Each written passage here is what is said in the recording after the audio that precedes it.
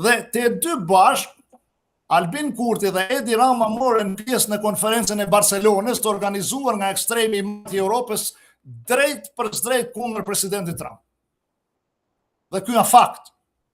Dhe në ndirigimin e plot të Aleksandr Soros, tani që kryesen fondacionin Shoqëri e Hapur edhe fondacionin që është e njëjta gjë me fondacionin e George Sorosit.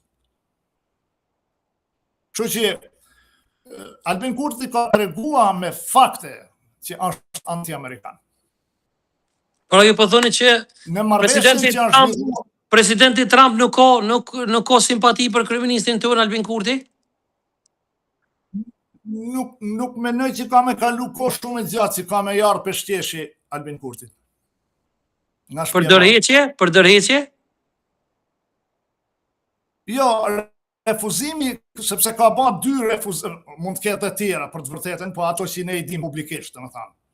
Refuzimi për ratifikuar në parlament marrëveshjen që janë organizuar në tavolinën e presidentit Trump, ku bashkë me marrëveshjen është bërë dhe njohja e Kosovës nga Izraeli, një njohje shumë e rëndësishme, mendoj unë. E sot e kësaj dite ajo marrëveshje nuk është ratifikua nga parlamenti i Kosovës. Dhe ka paftueshme për me bërë punë.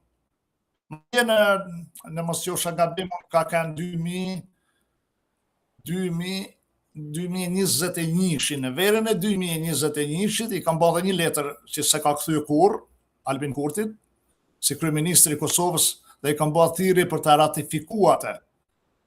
Dhe nëse nuk e ratifikon, ti duhet fillosh me numëru mrapsht në politikë. Çka ka qenë ajo marrëveshje?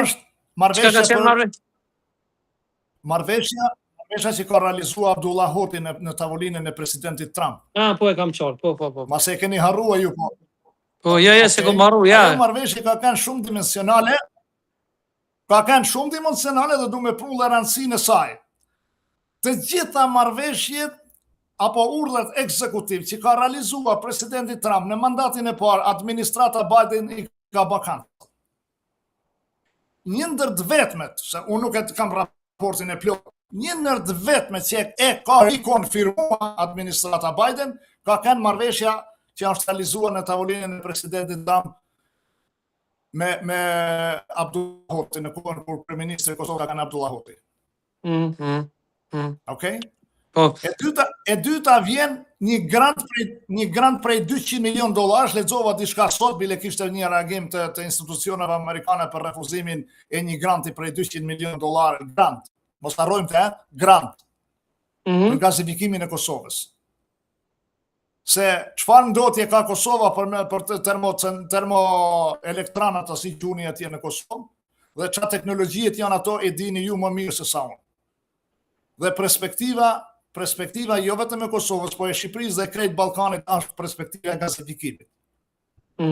Pra, sistemi i shpërndarjes së gazit për konsum dhe për publikun kosovar, shqiptar po doni, është e rëndësishme, shumë e rëndësishme shpërndarja rrjetit si fillim, e pastaj nga vjen gazi, a vjen nga Azerbajxhani, a vjen nga Amerika, a nga vjen gazi, ajo është i takon një hap i dytë.